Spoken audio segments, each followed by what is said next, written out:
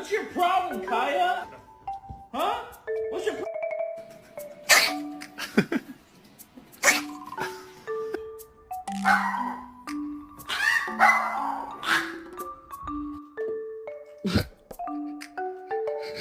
I don't blame you if she's not.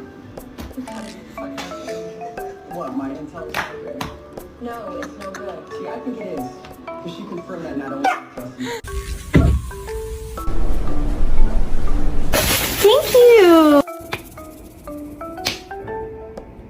2 hours later. Yogi Bear, hi. Just size of that dog, mate.